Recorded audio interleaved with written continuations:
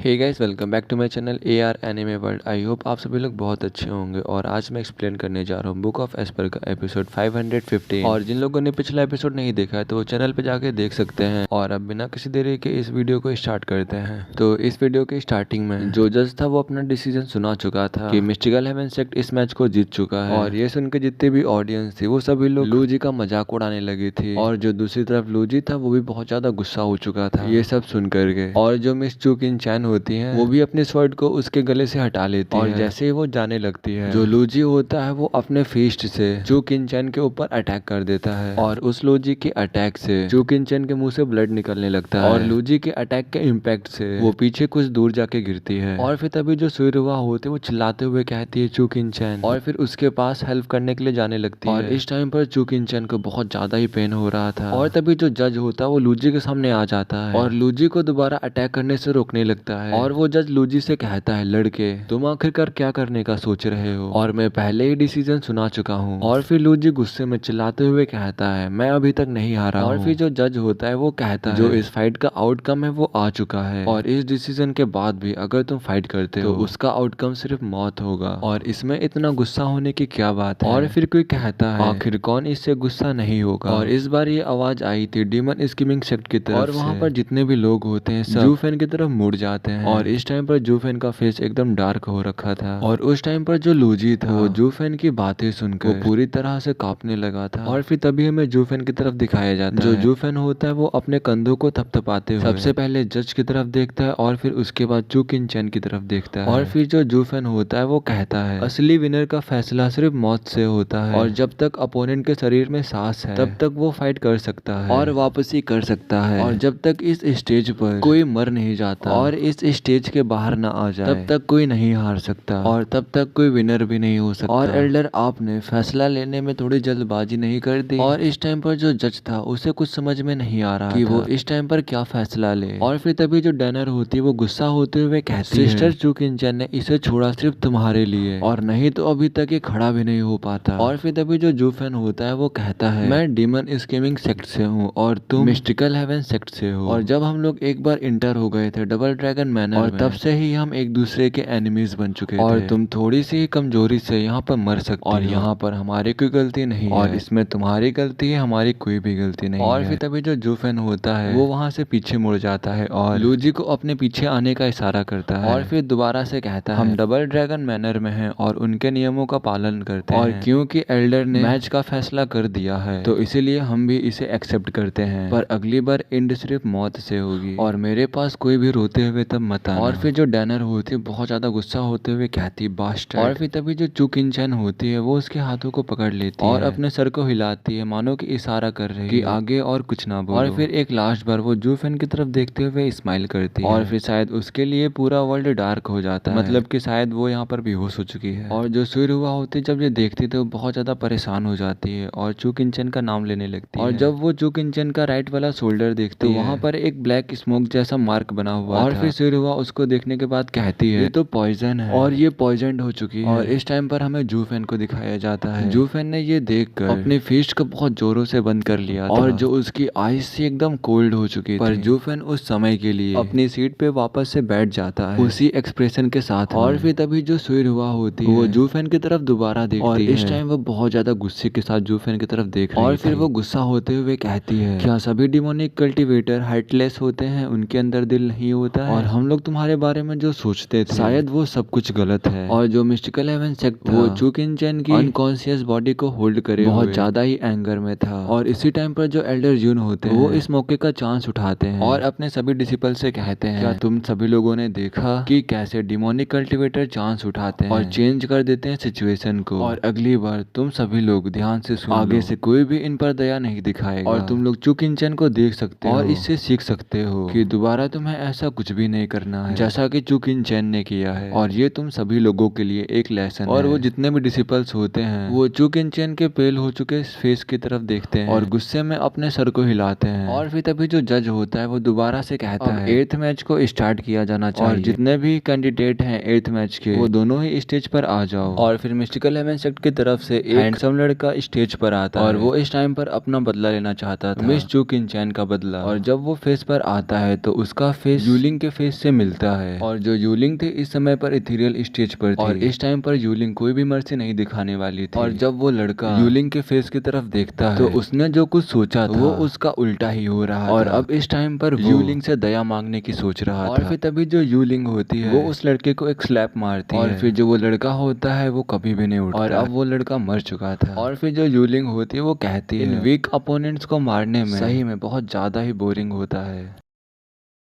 और फिर जो फिंडियन होता है वो भी कहता है हाँ ऐसे ही, इनके ऊपर कोई भी दया मत दिखाओ, कुछ भी मर्सी मत दिखाओ, इन्होंने हमसे 8 पॉइंट्स को चीट किया है हमसे और अब उन्हें इसके लिए पे करना होगा। और फिर तभी हमें कोई लैंग को दिखाया जाता है जो कि हंस रहा था और स्टेज पर जाने के लिए रेडी हो जाता है वो भी। और फिर जो मिस्टिकल हेवन सेक्ट का जो एल्डर होता है एल्डर वो भी एक मिस्टीरियस स्माइल देने लगता है कोई लैंग को देखकर। और फिर जो कोई लैंग होता है वो स्टेज पर चला जाता है और जो कोई लैंग का अपोनेंट होता है वो होता है मिस्टिकल हेवन सेक्ट का यंग मास्टर जुआन सोयो। तो फिर जब कोई लैंग स्टेज पर पहुंच जाता है और फिर कोई लैंग यंग मास्टर का मजाक उड़ाने लगता है। और जो यंग मास्टर होता है वो चू किन-चैन के स्वॉर्ड लेकर आया था कोई लैंग से फाइट करने के लिए। और फिर जो कोई लैंग होता है वो कहता है इस फाइट को फॉरफिट कर देना चाहिए क्योंकि तुम बहुत ज्यादा इंपॉर्टेंट हो मिस्टिकल हेवन सेक्ट के लिए। और फिर तभी जो यंग मास्टर होता है यंग मास्टर के कान में जो एल्डर जुआन होते हैं वो कुछ कहने लगते हैं और जो यंग मास्टर होता है वो भी अपना सर हिलाता है और पता नहीं यहाँ पर इन दोनों के बीच में क्या बात हुई थी। और फिर एल्डर के कहने के मुताबिक वो चू किन-चैन के पास जाता है चू किन-चैन के स्वॉर्ड को उठाकर स्टेज की तरफ जाने लगता है। और फिर जो कोई लैंग होता है वो कहता है आखिरकार देखो तो कौन आ रहा है, यंग मास्टर आ रहे हैं जो कि ग्रेट यंग मास्टर है मिस्टिकल हेवन सेक्ट के। और फिर जो यंग मास्टर होता है वो भी कहता है क्या तुम्हें भी पता है कि मैं कौन हूँ। और फिर तभी जो कोई लैंग होता है वो डरी हुई आवाज में कहता है हाँ मुझे पता है तुम मिस्टिकल हेवन सेक्ट के एक क्रिपल्ड यंग मास्टर हो जो कि कुछ भी नहीं कर सकता और आखिरकार कौन ही आपके बारे में नहीं जानता है। और मुझे लगता है मिस्टिकल हेवन सेक्ट के लॉर्ड वो भी तुमसे परेशान हो गए तुमको यहाँ पर भेज दिया तुम्हें मरवाने के लिए और उनको यही बेस्ट चांस लगा होगा तुमसे छुटकारा पाने के लिए और तभी उन्होंने तुम्हें यहाँ भेज दिया मरने के लिए। और ये कहकर कोई लैंग हंसने लगता है और उसके साथ जितनी भी ऑडियंस होती है वहाँ पर वो भी हंसने लगती है यंग मास्टर का मजाक उड़ाने लगती है। और दूसरी तरफ जो मिस्टिकल हेवन सेक्ट था बस वो इस टॉन्ट को सुन रहा और बहुत ज्यादा गुस्सा हो रहा था। पर फिर जो यंग मास्टर होता है वो कहता है मुझे इन सब से लेना देना नहीं है, ये लोग चाहे कुछ मैं सिर्फ यहाँ पर आया हूँ फाइट करने के लिए। और फिर जो कोई लैंग होता है जब उसके स्वॉर्ड को देखता है तो वो कहता है ये स्वॉर्ड आखिरकार तुम्हारे पास क्या कर रही है, ये स्वॉर्ड तो चू किन-चैन की है और तुम इस स्वॉर्ड के साथ क्या करना चाहते हो। और फिर जो यंग मास्टर होता है वो कहता है ये स्वॉर्ड बस मेरे लिए एक रिमाइंडर है और अब तुम्हें अगर लड़ना हो तो मुझसे लड़ो आके। और फिर तभी जो यंग मास्टर होता है वो अपनी लिप्स को हिलाने लगता है मानो कि कुछ वो कह रहा होगा बट वो और किसी को सुनाई नहीं देता है और वो एक वॉइस मैसेज था कोई लैंग के लिए। और जब कोई लैंग उसे सुनता है तो उसका फेस एकदम से बदल जाता है और वो तुरंत ही कहता है मैं सरेंडर कर रहा हूँ। और ये सुनकर सभी लोग वहाँ पर हैरान हो जाते हैं कि आखिरकार कोई लैंग करना क्या चाहता है और क्यों कोई लैंग ने अपने आप को सरेंडर कर दिया उसके सामने। और तो और जो यंग मास्टर है वो तो क्रिपल है पर तब भी क्यों क्विलिंग ने आखिरकार क्यों उसके सामने अपने आप को सरेंडर कर दिया। और तभी हमें फिंडियन की तरफ दिखाया जाता है और फिंडियन इस समय बहुत ज्यादा गुस्सा हो चुका था और उसे भी समझ में नहीं आ रहा था कि क्विलिंग आखिरकार ये क्यों कर रहा है। और इस टाइम पर जो फिंडियन होता है वो बस उसको गालियां दे रहा था। फिंडियन कह रहा था क्विलिंग यू डैम बास्टर्ड, आखिरकार तूने ऐसा क्यों किया और क्या तुम मुझे बुरा दिखने के लिए मजबूर कर रहे हो और क्या तुम लोग मुझे गुस्सा दिलाना चाहते हो ये सब कुछ करके। और इस टाइम पर जो डीमन स्कीमिंग सेक्ट वो बस कोई लैंग से एक्सप्लेनेशन को सुनना चाहती थी आखिरकार उसने सरेंडर क्यों किया। और इस टाइम पर जो कोई लैंग का फेस वो बहुत ज्यादा डार्क हो चुका था और वो स्टेज छोड़कर वापस आ जाता है और जो यंग मास्टर था वो इस फाइट को जीत चुका था। और फिर तभी जो सुइरुवा होती वो कहती ब्रदर आखिरकार वहाँ पे क्या हुआ और मैं डर रही हूँ कि वो फिंडियन आपको हाइड ना करते और आखिरकार उसने सरेंडर कैसे कर दिया। और फिर जो यंग मास्टर होता है वो कहता है मैं इसके बारे में कुछ भी नहीं बोलना चाहता और ये एल्डर जुआन का प्लान था और ये बात सिर्फ हमें दोनों के बीच में और ये कहकर वो हंसने लगता है। और तभी हमें क्विलैंग को दिखाया जाता है जो क्विलैंग होता है वो अपने टीममेट्स के साथ सीट पर बैठ जाता है अपने सर को नीचा करते हुए। और वहाँ पर सभी लोग उससे क्वेश्चन पूछ रहे थे कि आखिरकार तुमने ऐसा क्यों किया पर वो किसी का भी आंसर नहीं दे रहा और वो बस गिल्टी लुक किए हुए सबको देख रहा और फिर तभी जो जूफेन होता है वो भी कहता है आखिरकार तुमने ऐसा क्यों किया पर तब भी वो किसी को नहीं बता रहा था। और फिर जूफेन दोबारा से कहता है और तब वो जूफेन के पिछले कामों को याद करता है जूफेन ने उसकी कितनी हेल्प की और कितना उसका साथ दिया उसी के लिए उस पर भरोसा करके जूफेन के कानों में कुछ कहता है और अभी हमें उसके बारे में कुछ भी नहीं बताया जाता कि जूफेन के कानों में क्विलैंग ने क्या कहा और क्यों क्विलैंग ने सरेंडर किया था। और फिर तभी जो जज होता है वो भी चिल्लाते हुए कहता है सभी मैचेस के डिसीजन आ चुके हैं मिस्टिकल हेवन सेक्ट के पास 8 पॉइंट्स और जो डीमन स्कीमिंग सेक्ट है उसके सिर्फ 4 पॉइंट्स और जो ये राउंड है वो जाता है मिस्टिकल हेवन सेक्ट की तरफ। तब सभी ऑडियंस जो होती है मिस्टिकल हेवन सेक्ट के बारे में बात करने लगती है मिस्टिकल हेवन सेक्ट आखिरकार कैसे जीत सकता है वो वीकेस्ट बट हाँ उसके पास फॉर्मेशन थी और उसी की वजह से वो लोग जीत पाए हैं ऐसे ऐसे बातें कर रहे हैं। और तभी जो जज होता है वो कहता है अब जो जो नेक्स्ट फाइट होगी वो कंडक्ट होगी दूसरे एरिया और तभी जो एल्डर जून होता है वो स्माइल के साथ ग्रीटिंग करते हुए जज से कहता है मिस्टिकल हेवन सेट की तरफ से हम ये फाइट फॉरफिट करना चाहते हैं। और फिर जो जू फैन था वो भी एल्डर जून को देख रहा था जो एल्डर जून है वो बहुत ज्यादा ही चालाक है और उसने मैचेस को जीतने के लिए अपने एक डिसिपल को भी सेक्रीफाइस कर दिया सिर्फ पॉइंट्स के लिए। इस वाली फाइट को उसने फॉरफिट कर दिया इसीलिए बहुत ज्यादा कॉन्फिडेंट था। और फिर जो जू फैन होता है वो फिंडियन की तरफ देखता है जो कि इधर उधर घूम रहा होता है और उनसे हार जाने के कारण उन सबको कोस रहा होता है, उन सब पर इल्जाम लगा रहा होता है। और फिर जो फिंडियन होता है वो एल्डर जून से कहता है एल्डर जून क्या तुम ऐसे ही भागना चाहते हो हमारे साथ खेल कर, और अगर तुम्हारे अंदर हिम्मत है तो इस फाइट को होने दो। फिंडियन ऐसे बहुत ज्यादा गुस्सा हो रहा था और तभी जो जू फैन होता है वो अपने सर को हिलाता और वहां से जाने लगता है और बाकी सब जो थे वो भी वहां से जाने लगे बस वहां पर जो फिंडियन था सब वही चिल्ला रहा था। और जब वो जू फैन लोगों को देखता है कि वहां से जा रहे होते हैं तो वो कहता है आखिरकार तुम लोग यहाँ से कैसे जा सकते हो, क्या तुम लोग मेरा वेट नहीं कर सकते और तुम लोग मुझे छोड़कर यहाँ से जाना चाहते हो, मैं तुम सभी लोगों का वेनरेबल हूँ। और फिर हमें दोबारा से जू फैन को दिखाया जाता है जो कि सभी डिसिपल्स को अपने वापस ले आया था और उस टाइम पर सभी के मूड उतरे हुए थे उस फाइट के रिजल्ट्स को देखकर। और फिर तभी हमें लूजी को दिखाया जाता है जो कि अपने आप को जस्टिफाई कर रहा था बाई यान और की चंगलॉन के सामने और वो उन दोनों से कहता है अगर मैं उनसे दोबारा से फाइट करता हूँ तो मैं जरूर ही उस फॉर्मेशन को तोड़ दूंगा। और तभी एक बहुत जोरों से बैम का आवाज आता है और ये साउंड बहुत ज्यादा ही जोरों का था। और हमें फिर लूजी को दिखाया जाता है जिसका फेस फ्लोर को चूम रहा था और वो जमीन पर इतनी तेजी से गिरा था मतलब कि हिट हुआ तो उसके मुंह से बहुत ज्यादा ही खून निकलने लगा और तो और उसके जो दो दांत थे वो भी टूट चुके और वहाँ पर जो दूसरे लोग होते हैं जब वो लोग मुड़कर पीछे देखते हैं तो वो लोग देखते हैं जू फैन का बहुत ज्यादा ही गुस्से से भरा हुआ चेहरा जो कि लूजी की ओर घूर कर देख रहा था। और इस टाइम पर जो जू फैन था वो बहुत ज्यादा ही गुस्से में और उसे देखकर जो फिन्स थे वो भी हिल चुके थे। और जू फैन जब अपने कदम को बढ़ाता है तो उस हैवी स्टेप के साथ जू फैन के अराउंड डार्क एनर्जी फ्लो होने लगती है और वो बस धीरे धीरे लूजी की तरफ आगे बढ़ रहा था। और इस टाइम पर जो जू फैन की आंखें थी वो बस खून की प्यासी थी। और इस टाइम पर जो लूजी वो जू फैन को देखकर इस समय बहुत ज्यादा कांप रहा था, उसकी पूरी की पूरी बॉडी ही कांप रही और वो जू फैन से कहता है स्टीवर्ट जू फैन आखिरकार इसका मतलब क्या है? और मैंने कुछ गलत भी नहीं किया है तो तुम ऐसा क्यों कर रहे हो? और भी वहाँ पर जितने भी लोग थे वो लोग भी परेशान हो चुके थे, वो लोग जू फैन के सामने कुछ भी नहीं बोलना चाहते थे और कुछ बोल भी नहीं रहे थे। और फिर हमें जू फैन को दिखाया जाता है जो कि लूजी के पास पहुंच चुका था और जू फैन जैसे ही लूजी के पास पहुंचता है तो उसका गला पकड़ लेता है और उसको ग्राउंड से ऊपर उठा देता है। और जू फैन का जो ऑरा था उससे वहाँ पर सभी लोगों को सांस लेने में भी दिक्कत हो रही थी। और फिर जो जू फैन होता है वो लूजी से कहता है एंटीडोट कहाँ पर है? और फिर जो लूजी होता है वो भी सब कुछ समझ गया और फिर तब भी वो जू फैन से कहता है कौन सा एंटीडोट? और वो अपने मन में कहता है जू फैन अभी भी उस लड़की की केयर करता है और वो दोबारा से जू फैन के बारे में सोचता है और अपने मन में कहता है उसने पर पहले आखिरकार क्यों कुछ नहीं कहा वहाँ पर अब वो उसके बारे में इतना क्यों सोच रहा है, अब वो अकाउंट यहाँ पर क्यों सेटल करना चाहता है। और फिर लूजी दोबारा से कहता है जू फैन स्टीवर्ट जू फैन तुम ये मेरे साथ नहीं कर सकते हो और मैंने जो कुछ भी किया वो सब मैंने अपने सेक्ट के लिए किया और जिसने फाइट को फॉरफिट किया था तुम उसे पनिश नहीं कर रहे हो बट तुम उस लड़की की वजह से मुझे हार्म करना चाहते हो। और फिर तभी जो इंडियन होता है वो कहता है जू फैन लूजी ने बहुत अच्छी फाइट लड़ी थी हमारे और मैं भी समझ पा रहा हूँ कि तुम्हें एंटीडोट चाहिए बट तुम ऐसे डिमांड नहीं कर सकते हो इस तरह। और फिर जू फैन जोर से कहता है ये मेरा बिजनेस है और जो भी इसके बीच में आएगा उसे भी भुगतना पड़ेगा और इसीलिए तुम लोग मेरे बीच में मत आओ नहीं तो तुम्हें भी इसके लिए भुगतना पड़ सकता है। और इस टाइम पर मैं ही यहाँ का जज और तुम यहाँ पर कुछ भी नहीं बोल सकते और तुम ये मत सोचना कि वेनरेबल सी तुम्हें बचा लेंगे और तो तुम हमेशा ही मेरे अगेंस्ट में गए हो सारे रास्ते भर मैंने जो करने की कोशिश की है बस तुम उसके अगेंस्ट में गए हो। तुम इग्नोरेंट फूल जल्दी से मुझे उस एंटीडोट को मेरे हाथ में दे दो नहीं तो।